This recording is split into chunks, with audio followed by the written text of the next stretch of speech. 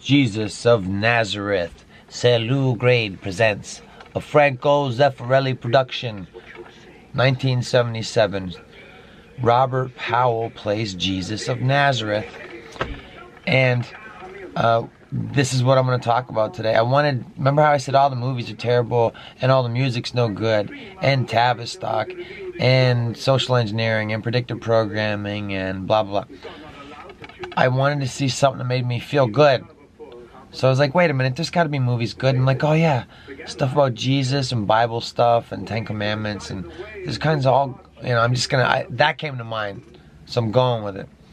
So I watched Jesus of Nazareth, 382 minutes. It's not like you have to watch stuff. I wanted to. I said, where are the movies of the future that, like, the movies to inspire mankind? Like, the best movies haven't been made yet because all they're giving us is like dystopian sci-fi movies and stuff like that. So, and apocalypse outbreaks things. So what would make me feel good? I thought, well, I know about this because younger years, I remember hearing this like in the 80s when I went into syndication.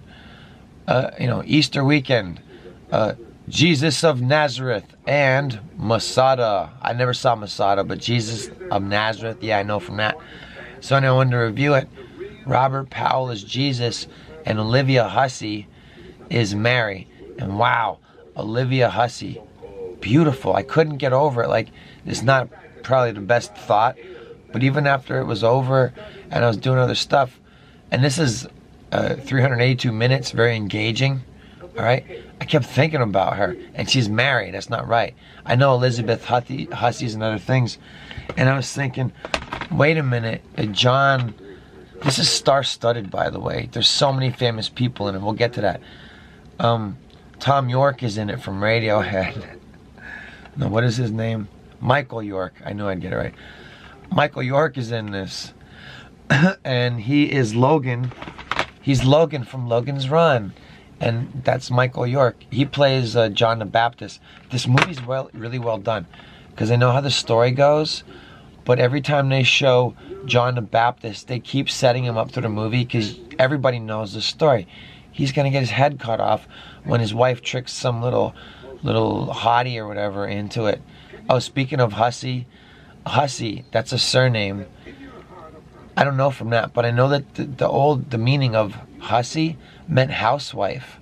So when they called somebody a Hussey, I think what they meant was, like, we don't care what you think, you're a dumb housewife. You're a Hussey. So then it became, get away from my boyfriend, you Hussey, which meant like a man stealing a woman or something like that, like Jolene in Dolly Parton's song, Jolene, Jolene, can't you just leave my man alone? I know you gotta have them all, but can't you just let Dolly have somebody? Jolene. So Jesus of Nazareth, it's really good. The colors are great. See, before internet, they made movies to look beautiful and big on the big screen. The color saturation is shot on film, which I think is like dead animal fat or something, celluloid. I think it is. It's digital now. It's different, but the colors are beautiful. I don't know where they filmed it or how they did it, but everything is amazing to look at. Like when it's like, look at the vistas in Star Wars Rogue One. Fucking nonsense. This is beautiful. The pastures and fields. Sometimes it's just simple stuff. It's so beautiful. And they have like whatever the cinematography. It's great. Everybody looks fantastic. This is one of those things that's not only full of stars, but it's good because like everybody in it, like they're talking like in a way that we don't talk. And this is all like the story of Jesus, but everybody's speaking in English.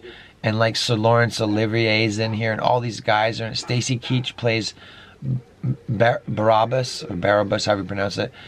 And Barabbas is the guy like where you think, what could have happened? Like, what if they would have let Jesus go? What if we would have, like, it wasn't the plan, but what would have happened if we would have let Jesus go instead of letting Barabbas go? I don't know, but it was in the plan. And this movie's pretty great. It ties everything together, but there are some weird choices, admittedly. It seems overly sympathetic to Judas, and it has to take like viewpoints, and some things are in and some things are out.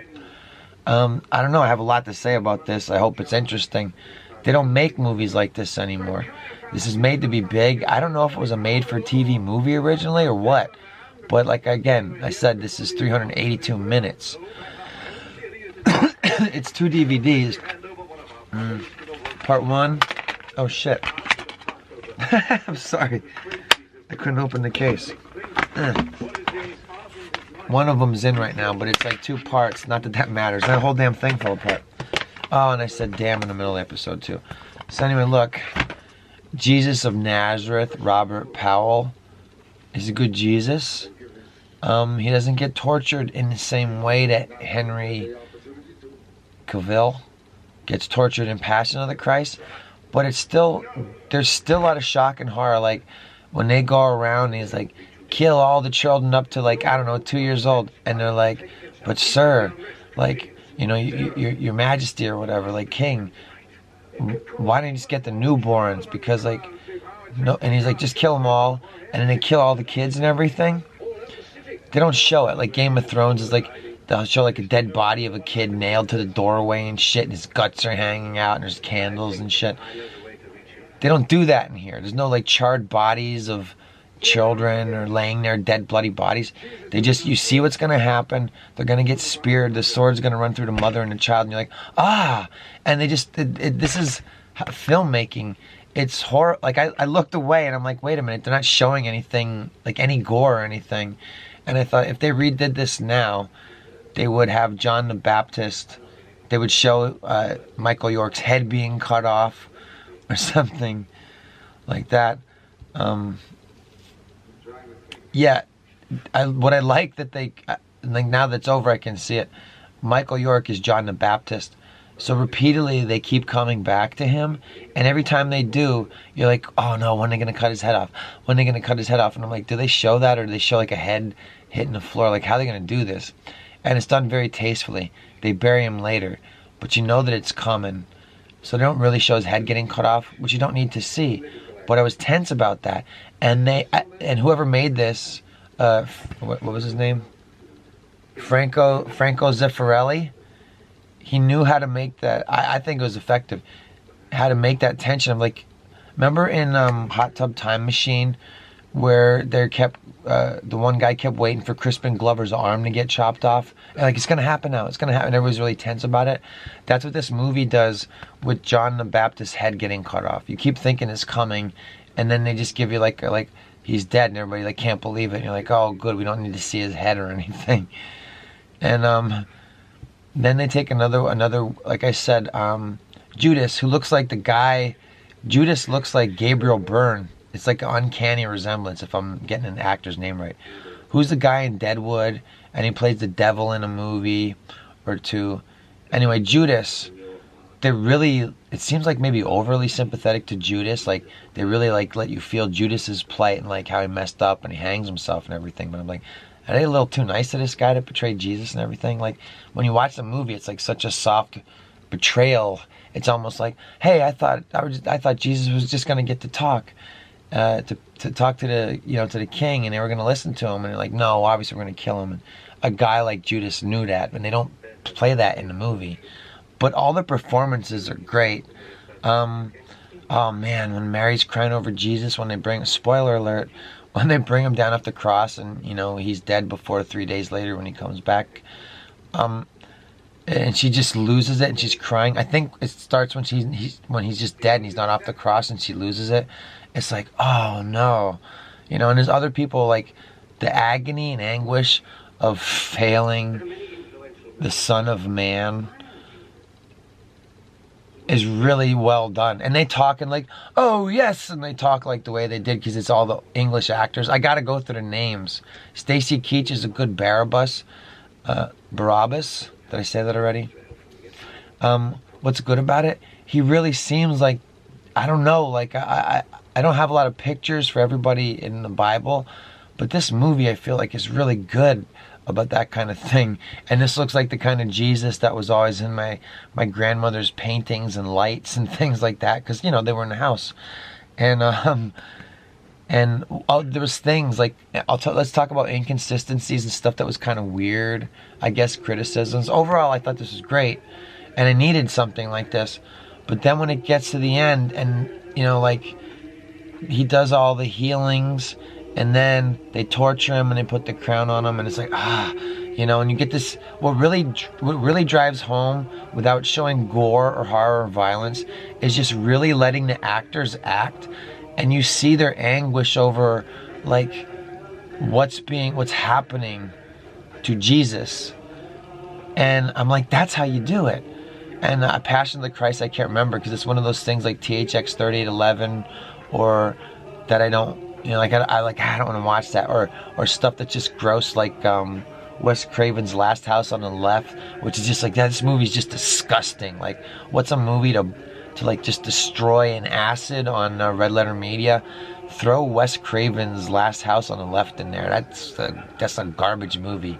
That's my Give It the Sword recommendation. The Sword. Siskel and Ebert got the thumbs up. I got The Sword, and I got No Sword. Okay? So there you go for that. But anyway, let's stay focused. Jesus of Nazareth.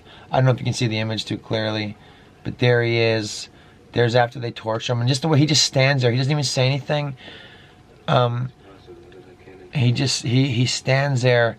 And it's just, you know, because they gave him lashes, they put the crown of thorns on him, they beat the hell out of him and everything. And then they get to choose. And everybody knows the ending to this, but the way they set it up, and this probably happens to people when they watch others, like the story of Jesus.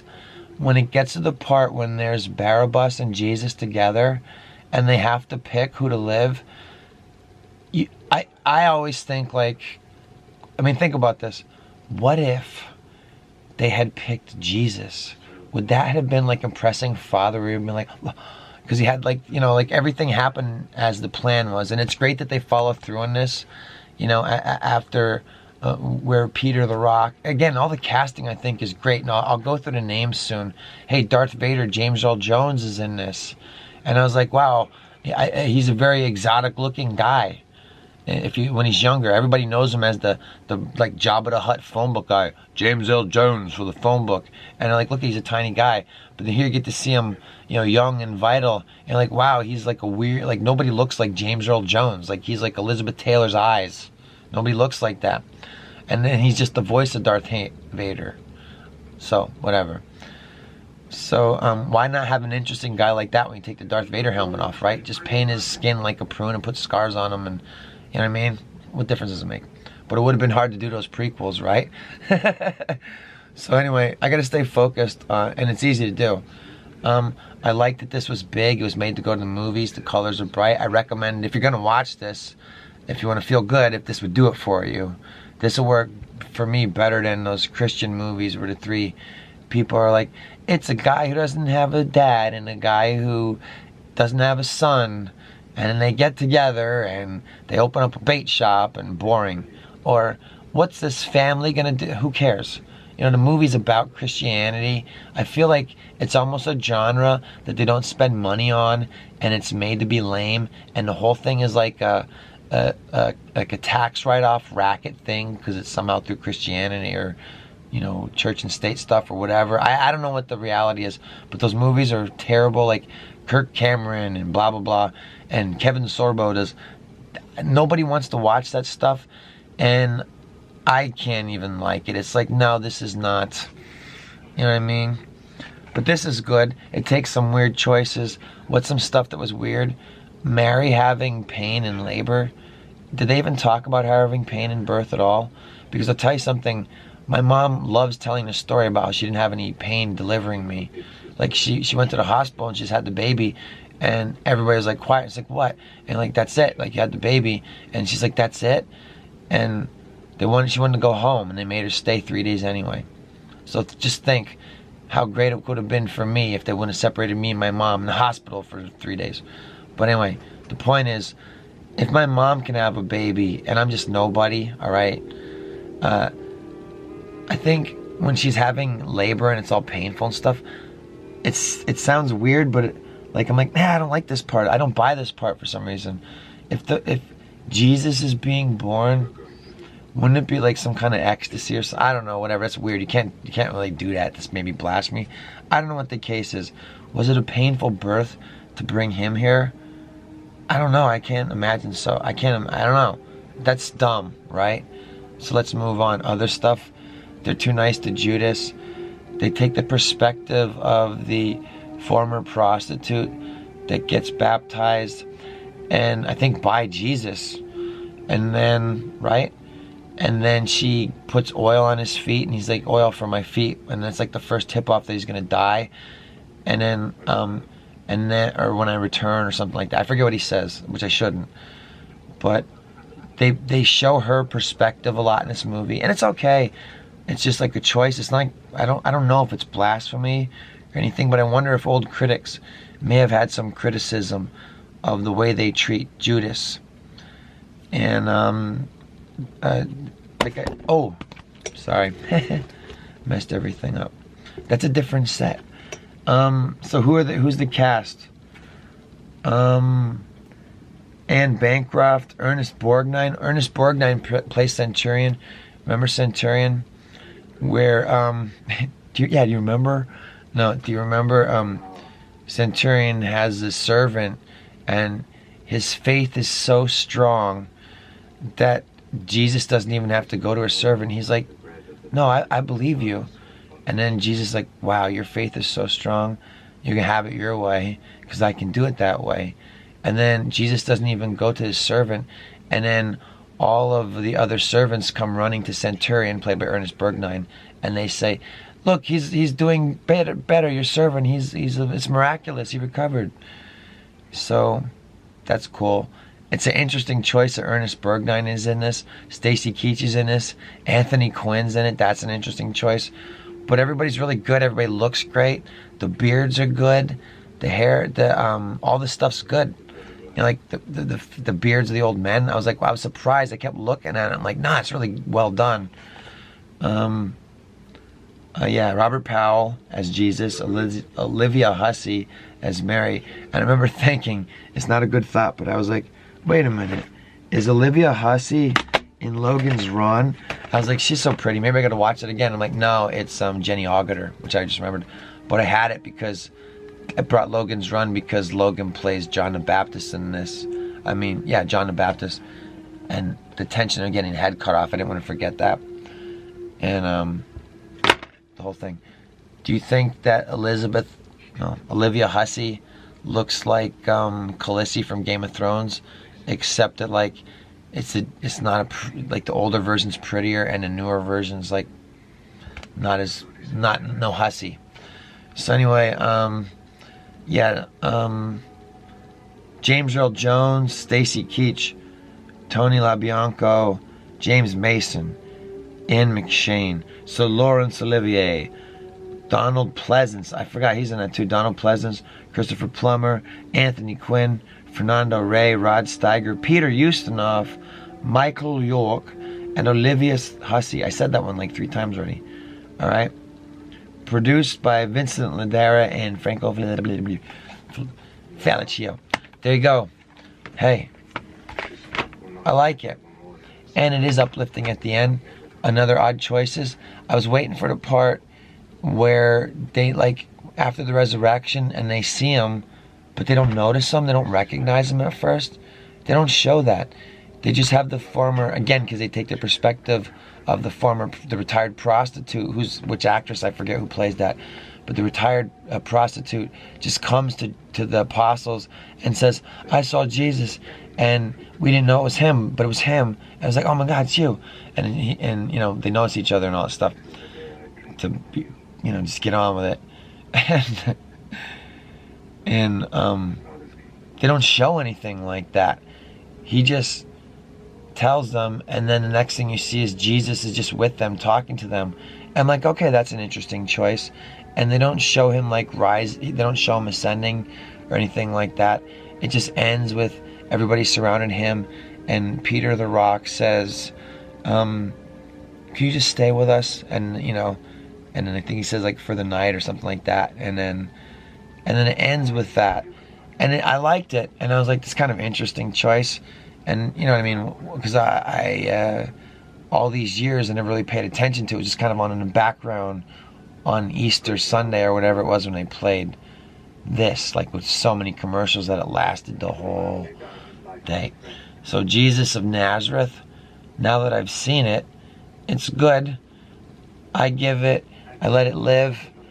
I would never give it the sword, right? Because it's my rating system here that I just invented right now. Because history. So, yeah, it's great. Elizabeth Hussey, ain't she sweet? Made me wonder what happened to Robert Powell. What other movies was he in? I can't remember. Did he do a lot? Do guys that played Jesus go on to do a lot of other things?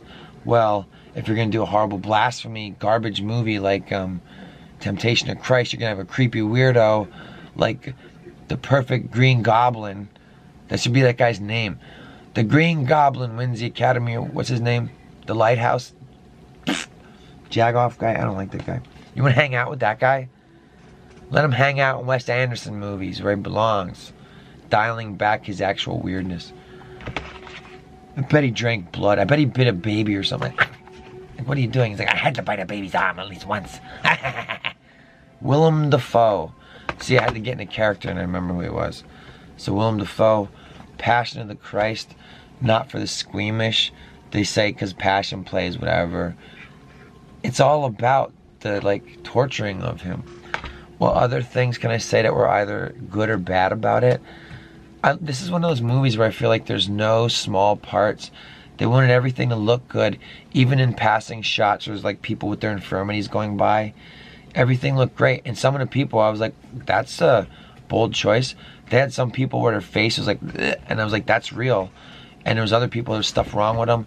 There was like somebody crawling that looked like supposed to be a leper, and they were wrapped up, and you could tell that underneath that leper wraps, it was just somebody that didn't have legs. And I was like, oh, wow, like, you don't see people like that. Like, you'll see somebody and they don't have legs, and you're like, that's just a person with no legs. But when they're all wrapped up like a mummy to look like a leper, and they're crawling to meet Jesus because he's talking to everybody, and preaching, or whatever I'm going to say. And I sound so crude. And it was disturbing. And again, so were the deaths and the murders, like when they were killing the babies.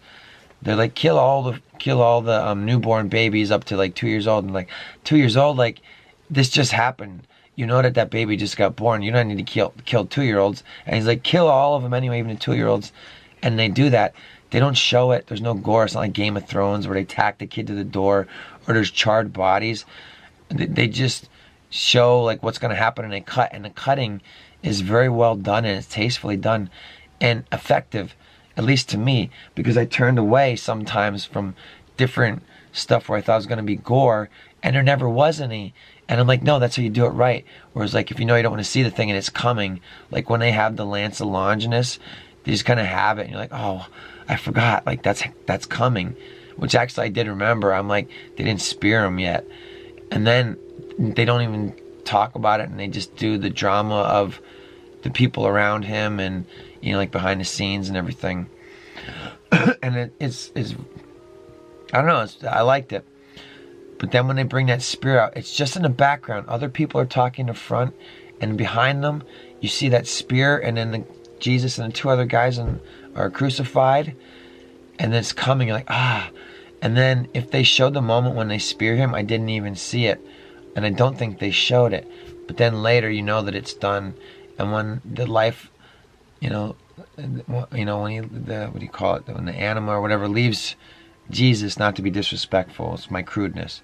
But when that leaves him and everybody loses it, it's like you're supposed to, it's like everything done right. It's like you're supposed to feel something about it. And I'm glad that I have a lot of old versions to go through, because it's not just like, what's the only good movies and TV, because Scott hates everything, and he says Tavistock and music is no good. He's like, any kind of music and hip-hop and rock and roll, he doesn't like anything. And and he hates all the movies and stuff. You only gonna like Jesus movies now, Scott? No, I'm just seeking out what are movies that left people with good positive messages, and I'm gonna watch those. And then if it can make an episode, I'll talk about them. Because, like I'm specifically looking for that. Like I'm like, all I do is complain about everything. And I'm like, what's anything that's good? And I'm like, well, there has to be a lot of stuff that was good. So the obvious thing, I was like, oh, well, what about all stories about Jesus? It just tells that story. Or, you know, like Ten Commandments and all that stuff. Mel Brooks' History of the World. Just kidding. But,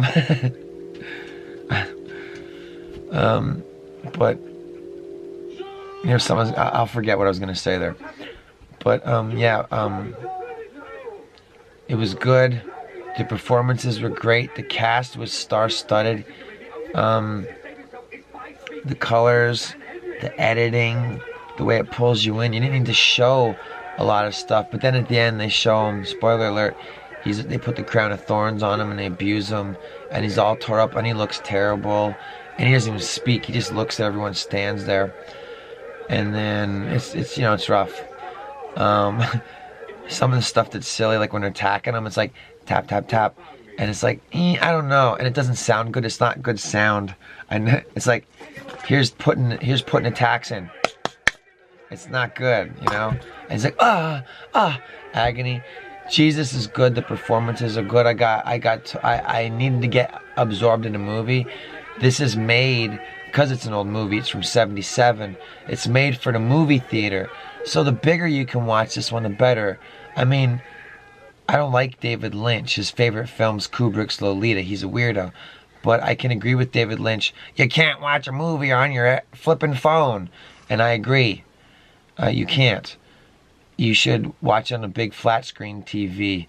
And I can't wait, because I know this is bad. This is like all new Brave New World stuff. Or like Ray Bradbury's There Will Come Soft Rains, where they have the picture screen TV wall things. But when you can get those, and maybe I'm just not aware of it, I want one of them. I know they exist. You know what I'm talking about? It's just like a piece of plastic. Like thin. Like this. And nothing. And that's the TV. It just looks like you're rolling up a poster. And there's like a thing where you plug it in the bottom. It's the future of TVs. They have them already, but like I don't know how, you know, I'm not gonna, like, when that's TVs and they replace it, it's just a thing you put in the wall.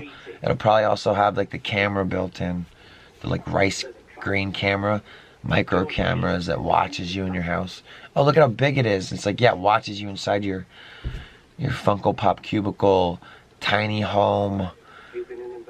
What is it? Shipping container house. I couldn't think of the word. So anyway, that's how I do reviews. I gotta put this pack together. I'm sure I have a couple more things to say.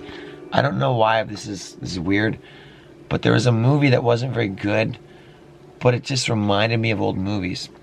And it was that 1,000 Ways to Die in the West, starring Seth Rogen. What's the other Seth? The guy who did Family Guy, Seth, that guy. And he does all the voices and shit. 1,000 Ways to Die in the West. I wanted that movie to be good, and it's not. But, man, I remember that was a movie that looked really good. Like, he wanted it to look like those big westerns. So, if you want to find some other movies that are really cheap, I can also recommend, like, go look for old westerns in color that look like they're well produced. If they have, like, I can't give you actors because a lot of the guys that are famous for westerns have a lot of terrible movies. Like, oh, John Wayne. Any John Wayne's good. Not really. No. Clint Eastwood. No. Like, I don't know. His westerns got a good with the westerns. If you see a Clint Eastwood western for $1, it's probably worth it. Watch it big. These are, I don't know. This is how I feel like doing today. Recommending DVDs.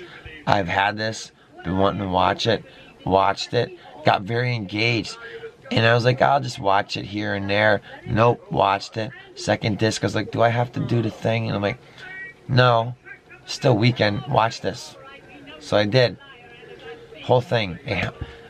Disc 1, disc 2, 382 minutes. It's good. It's good. It's a good Jesus. I don't know, like, and once I see a bunch of these about Jesus, I don't know, can I go through it? I don't want to watch, hey, I'm a man. I don't want to watch story of Jesus with anybody else around. This isn't pornography. This gets to me. I'm not gonna watch this with other people around. I'm just warning this to fellas, all right? Maybe you don't want to watch something like this with your best girl, because I'm gonna give you this advice. Don't let women see you cry. Not ever, not at funerals, not nothing. Don't let your mom see you cry. She'll probably push you away a little bit. I'm being silly, maybe not. But yeah, I didn't want the men to cry. No, you gotta be strong. So maybe this is one you watch alone, or if you know you're not gonna cry about it, and your girlfriend maybe will. I don't know. Because it's long, that's why I say that. This is like a weekend thing, like, or an evening, like, I'm gonna watch Jesus and eat my supper to this or something, whatever. But yeah, it was good. It was engaging, is the point. 1977 is starting to make me think, I gotta find old stuff, but I wanna be having an emphasis on stuff to uplift, because I said, what do I say? I said, we haven't even made the best movies yet. But does that mean that everything old is crap? Well, I think a lot of it. I think we have a legacy of filth, and there's so much of it. All right? So what's good to be found? I don't know, I like this one, A Passion in Christ. I mean, I'm not going to really recommend that. Logan's Run, I'll probably watch that and review it again.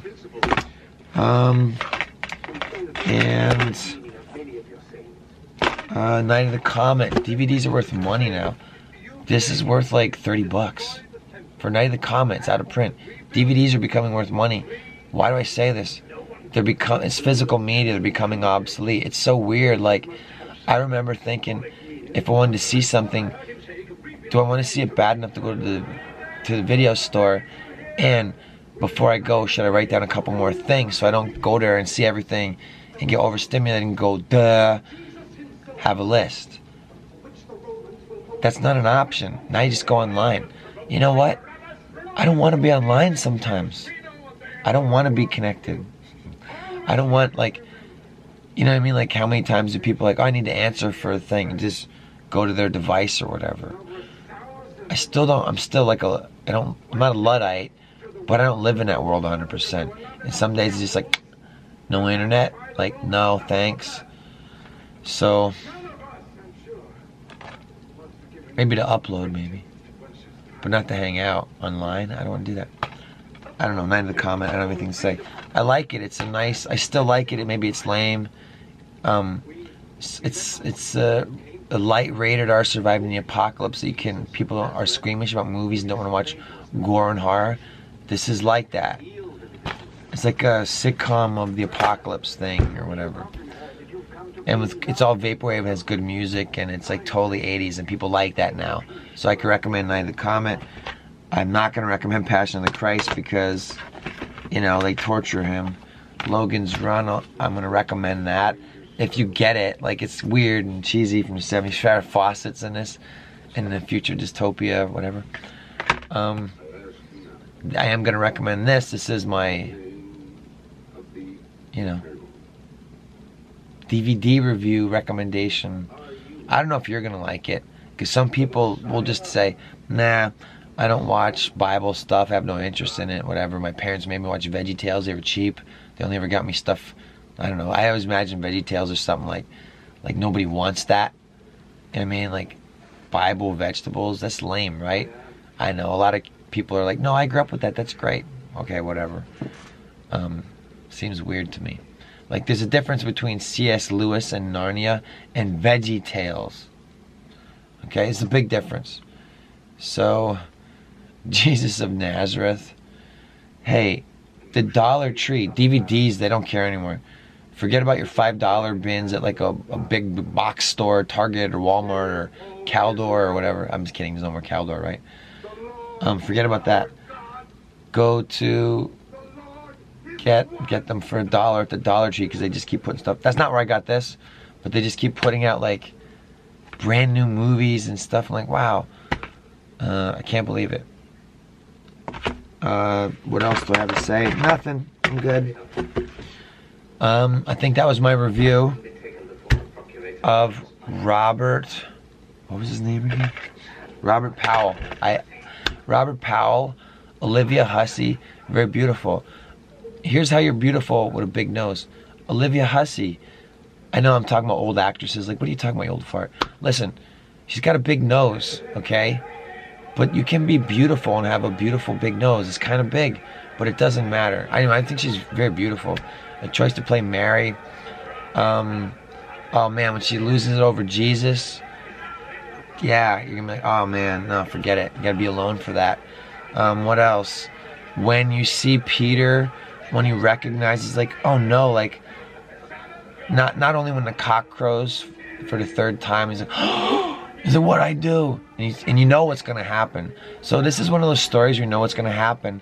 And since everybody knows what's gonna happen, I think the director came into this, or the writer, however it came together, knowing that you show the performances rather than the gore, you know, like and like to drive home the power of the stuff. I butchered what I wanted to say, but anyway, yeah, it was good. I feel like I rambled on and like I repeated everything I liked and didn't like 3 times over. I apologize if I did that. I didn't mean to. It was my will to give you a good episode. Stacy Keach, interestingly, he played a good Barabbas. I said this before.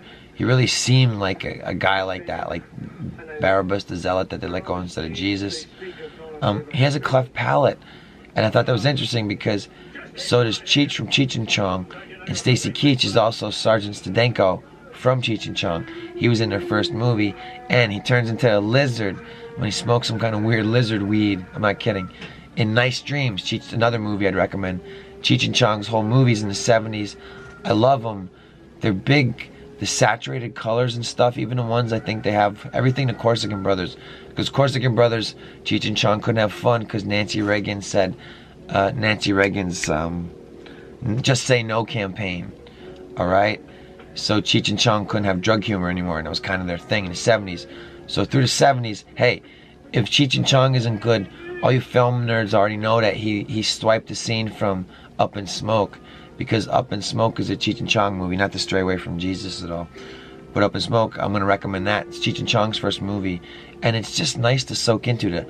I like the old movies and color processes and stuff like that, and it's just soaking in good color. It's lots of 2 shots. I like George Romero's Dawn of the Dead too, where he just puts the camera places and leaves things happen and stuff like that. And Cheech and Chong's Up in Smoke has all these 2 shots in it, and I don't know, I think it works good for comedy. They use old comedy tropes from like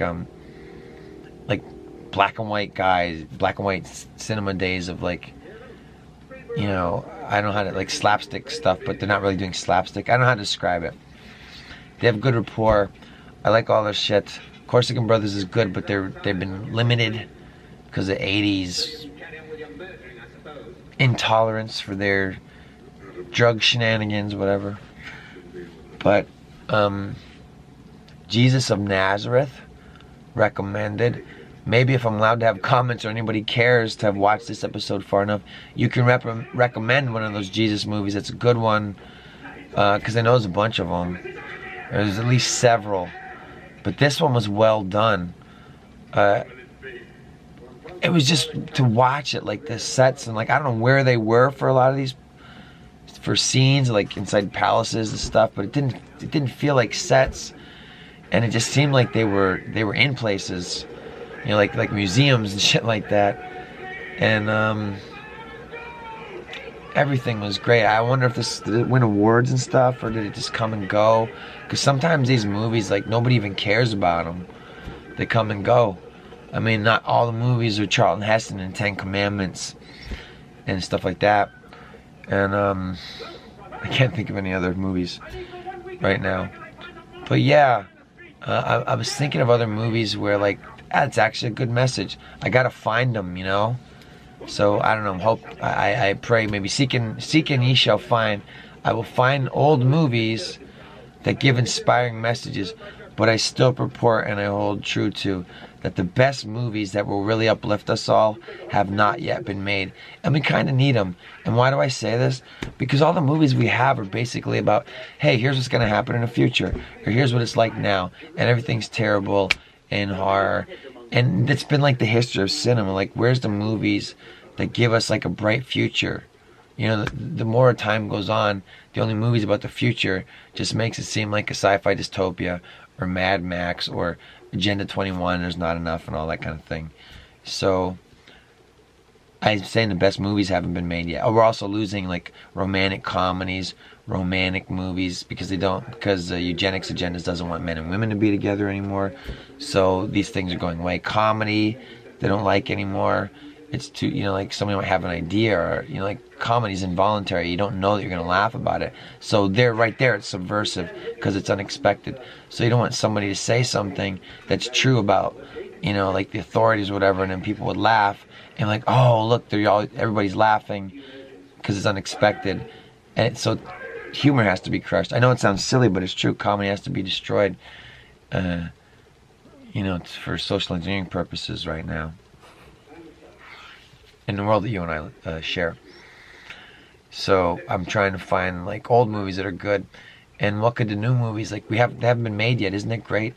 I mean, maybe you or I aren't making them, but I do believe that they will be made. I'm like, that's a great, like this is like how men and women get together and stay together, and it can be like a trilogy. Like, what about a trilogy of a romantic comedy where they meet and then they fall in love and then they get married and honeymoon, and that's a movie, and they start their lives together or get a house, and then the third movie is a baby, and like, oh no, people really like this movie. And like, I don't like Meet the Fockers, but like, like if you just take it to like, oh now, because people get old, forget that. What's that movie? Childhood or whatever it was, that Richard Linklater boring snorefest, whatever it is. Forget about that. This is better. It's a whole bunch of movies like a soap opera where they get old, and you get to go through the cycle of their lives, and it tells people how to grow up and raise a family and stay together and live in monogamy, and that's what the movie's about. Oh, guess what? There's some hot person trying to come between the marriage, and they make the right choice, and like, I don't care what that person looks like or how they're coming on too strong, if it's a secretary or the pool boy or whatever it is, for this drama of the movie, and then they overcome that. It's not, like they overcome the temptation or whatever the hell it is. And then they get married, and then they have babies, and it's like 4 or 5 movies until they're dead. And they're, with Father in heaven for, eternity, perfect and whole and all that stuff.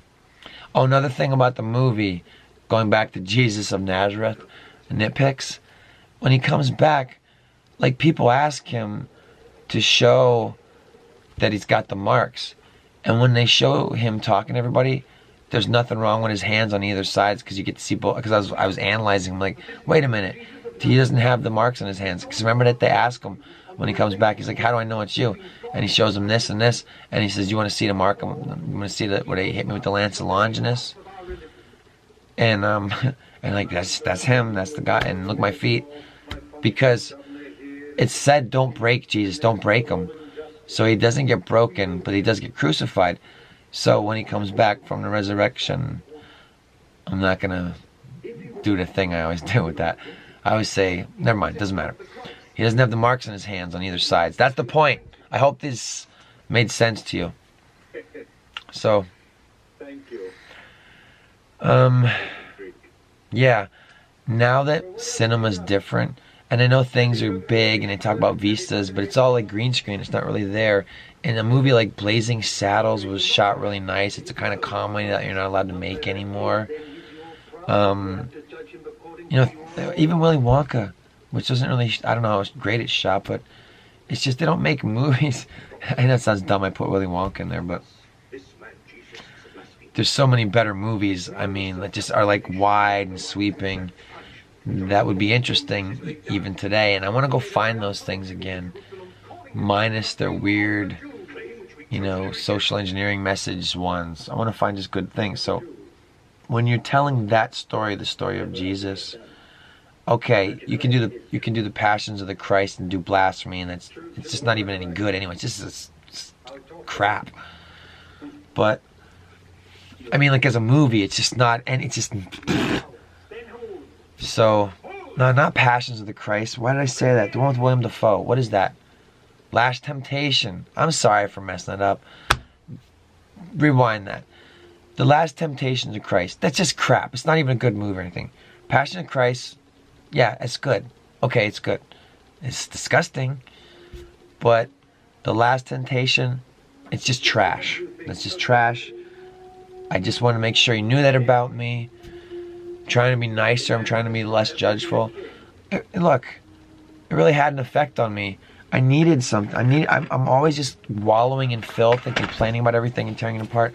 I needed something like this. And yeah, parts of it are rough to get through because when you think about it, if it matters to you at all, it does to me. That's why I bought, I like it. But it's like, oh man, I don't want to see it.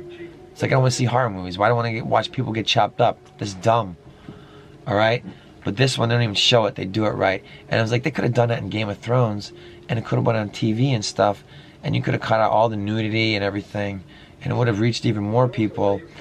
And because I've heard a lot of people complain about Game of Thrones, just throw this into this episode, and when they watched it, and I didn't watch them all or everything, but I saw a bunch of them, and when they, the first couple seasons, and after they were already out, and yeah, like you don't need, like I would fast forward through nudity and sex scenes, all that stuff. Like people have pornography. Like, do you really need to see Khaleesi's boobies?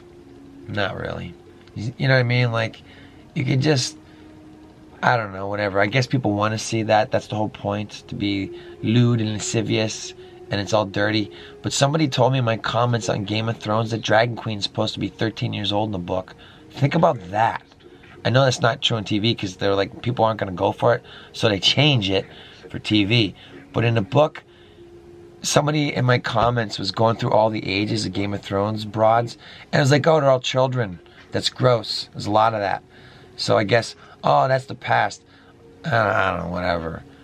Am I ruining my episode about Jesus? No. Yeah. I noticed the attention to detail in this, in how it affected how we feel. And it was a thoughtful manipulation of the audience to make you feel, and also at the same time sparing you, like, oh, okay, they showed his head cut off.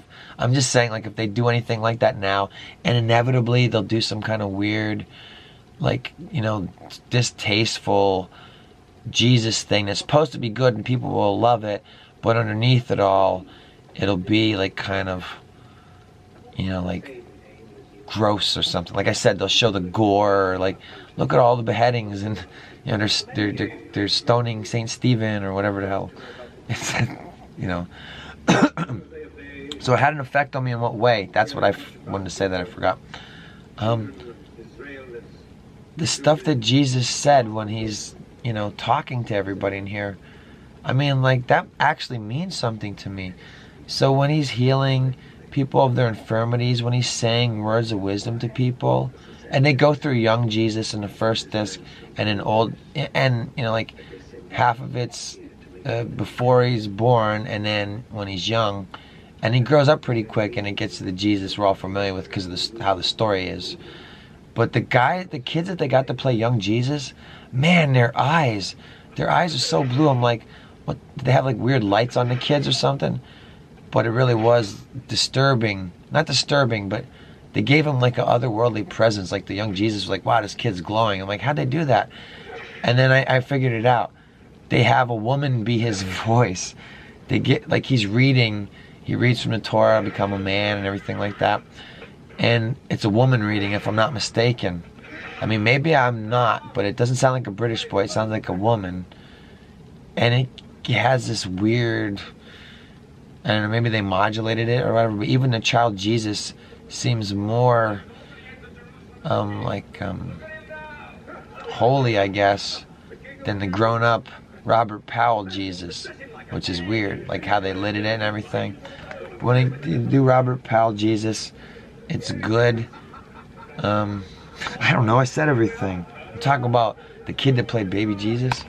It was good performances. It's spoken in, like, I like the acting, I can get into it. Some people don't like it, or they talk in this and that, like, I don't want to call it theater, but that's what it is, like theater acting, I guess.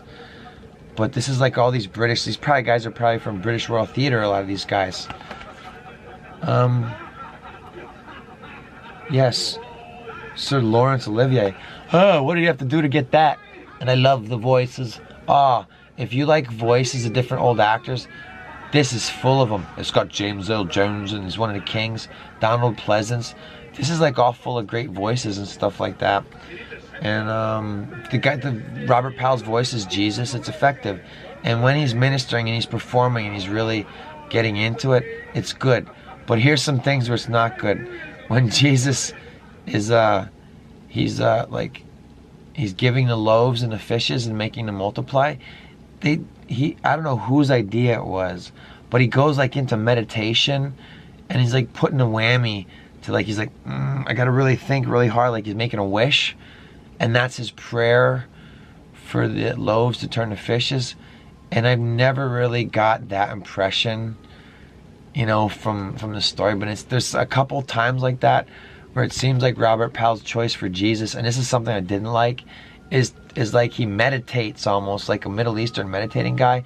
And I know that Jesus studied and traveled, but I'm trying to think of, there's like maybe 3 instances at least where there was somebody's choice where Jesus, it's like he's in some kind of like Middle Eastern meditation, but it's not, I know Jesus was often in meditation and stuff like that, or in thought, or, you know, like he was with he is God, he was with God at the same time.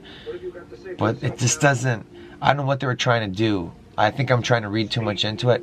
It's just odd choices where it's like he's trying to put the whammy to make his prayers come true a couple of times, and it just doesn't seem right. And then, you know, like the loaves and the fishes, he probably just made that happen and said it. But in this, they make it like he's like, gotta really work on this one. He's putting his hand like this, like, and I'm like, I never saw it like that when Jesus was multiplying the loaves and the fishes from the, you know, never-ending basket and all that stuff. Everything's handled tastefully. The thing I also kept thinking, because it's on while I'm doing this review, sometimes Robert Powell, is that his name? I kept saying David Powell. Did I say David Powell? Robert Powell. Robert Powell looks like Adrian Brody. And it was like Adrian Brody is Jesus. I don't ever want to say that. But I hate when they do, like lately, it seems like they're making Jesus look ugly. It's all to mock him and defame him and everything. And I remember seeing that stupid thing. What did Jesus look like because of some kind of bullshit artifact? And they made him look like Mel Brooks as Jesus or something. I'm like, get out of here with that shit. Nonsense. It's not what he looked like. And anyway, yeah, not appropriate. Elizabeth Hussey, kept thinking about her after the movie. I'm like, that's Mary. I don't mean lustfully. I'm just like, wow, like I forgot about Pretty Women. And you know, like again, she's not sexualized. Maybe that has something to do with it. Pure, like you're used to seeing like people are just like, I don't know. It wasn't about the Mary getup. It was just thinking about like, what are movies is she in? Just being silly. There you go. I guess I have a screen crush. I always say I don't have crushes. I'm getting old in my infirmities. So there you go. I don't know, is Elizabeth Hussey even a good actress? I wasn't sure about that until she just lost it crying over Jesus, and I thought anybody could get that right when you film them. If you just think about it and get into it, and it's all set up, you could lose it great. And it's really great performances by everybody all around. There was something that was silly, like once or twice there was stuff that was silly, like a performance of Anthony Quinn's a little weird. And this Ernest Borgnine, you see him and you're like, it's Ernest Borgnine, because he's like in every 4th movie, I think, in the 70s. But it works. Like, he's good in this. He's good. You know, I like Ernest Borgnine. He's in a lot of things that aren't good. But he's Centurion, and, you know, when Jesus is up there and he's, like, tore up about it, and that's how you handle it. The anguish over realizing that they failed. And they say it like Peter, The Rock. He says, and we could have saved him, and we let them take him, and we didn't take him down, and we didn't try to do anything. What if we had?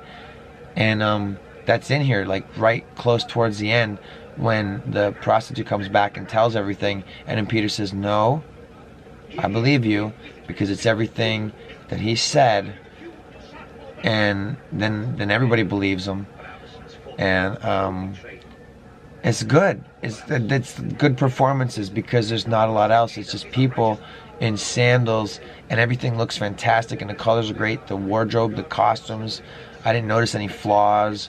There's nobody wearing a watch or a Chrysler in the background of chariot races like the other movie. Just kidding.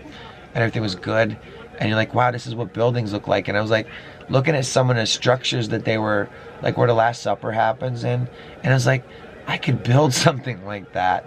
You know, it would take time and labor, but I was like, yeah, people used to live in such simple things like this, and it made me think about how different and free the world was. Like somebody closes a door and you can see through the door, and I'm like, yes, the world was different. And like, if you think about it, people labored and toiled and there were slaves and horribleness. But on the other hand, there was a lot of like probably so much time of doing nothing. Like you could just like, oh, like when should we try this guy? Oh, somebody just came in, let's do it now. And it's like the middle of the night.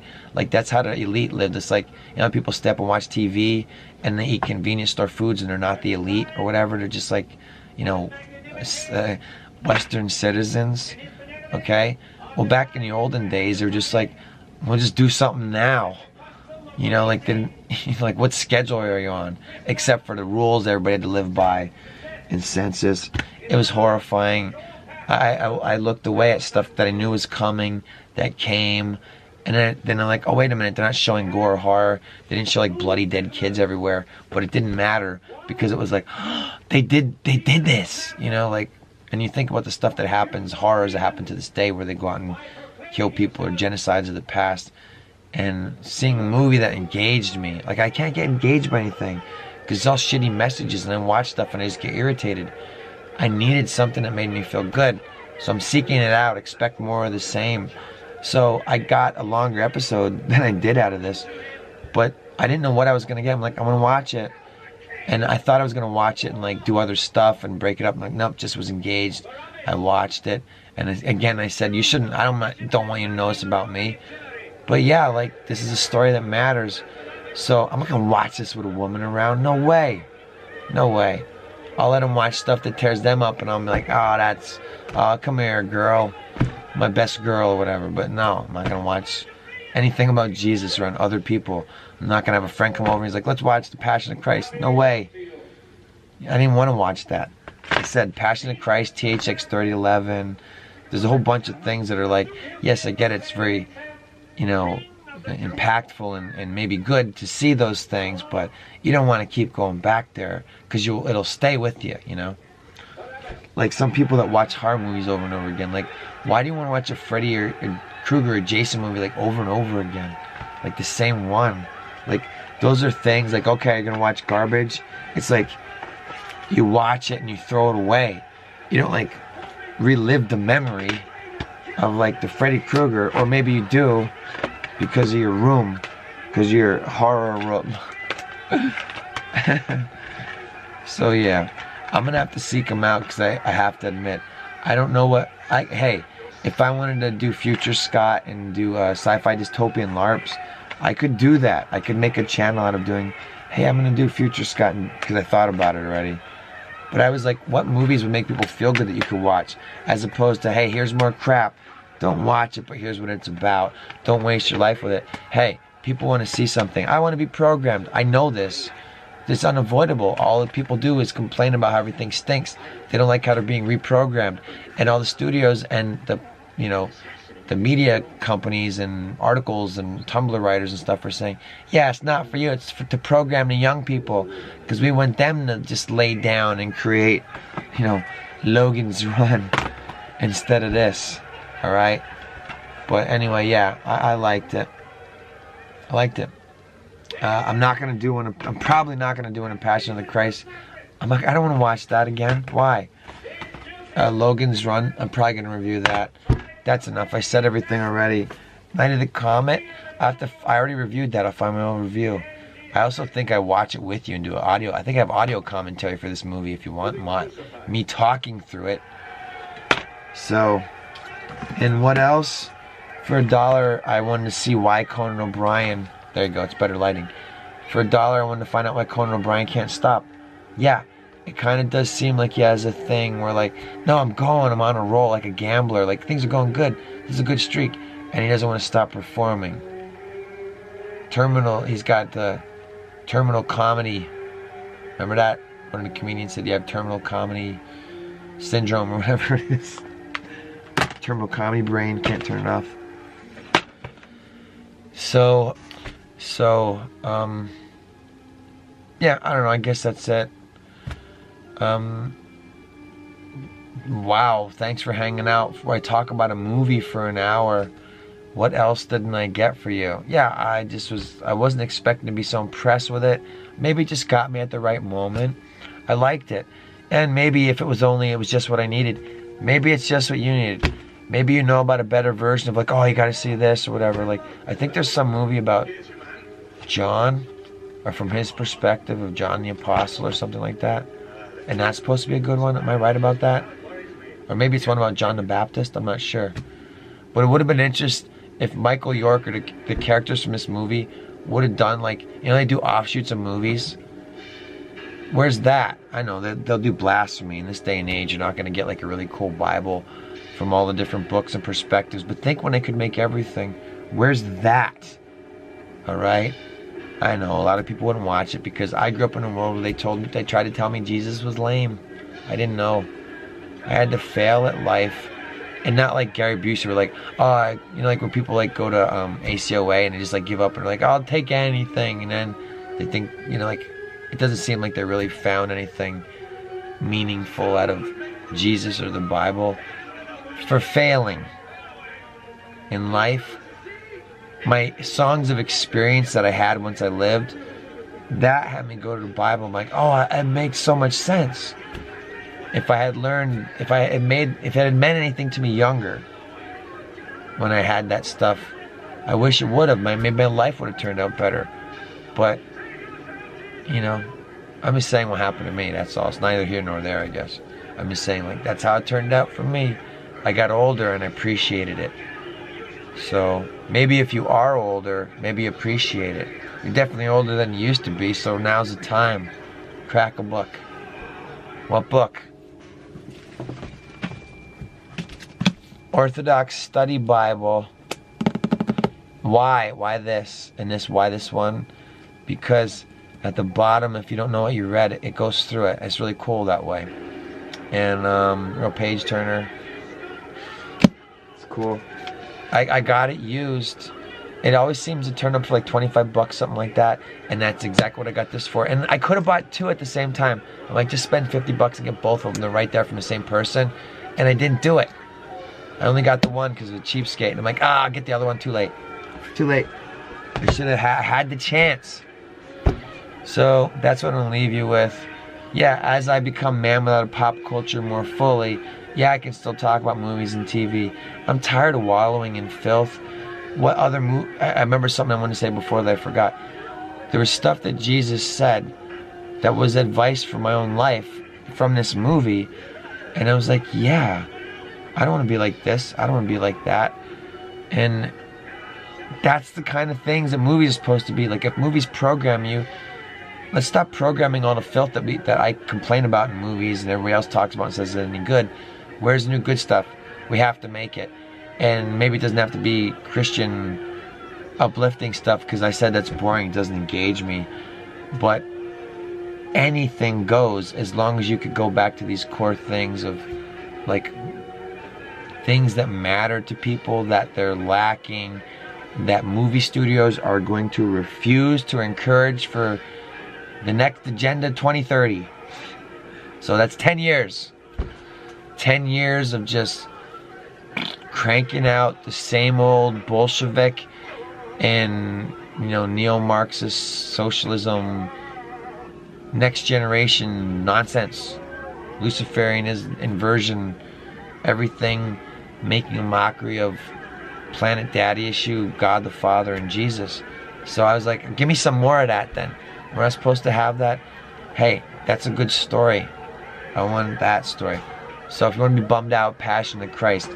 If you want to have the full experience, you know, with, you know, all of it, with the bummed out and feeling uplifted at the end still, cool. And again, some interesting choices of how to tell the story, but this has been done a lot. It is just one way. That's enough. Wow, an hour on Jesus of Nazareth. I guess that's worth it, but I don't know who's going to watch it.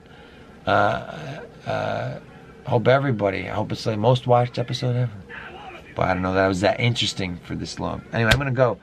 Thank you. Peace be still. Peace be with you. Be good.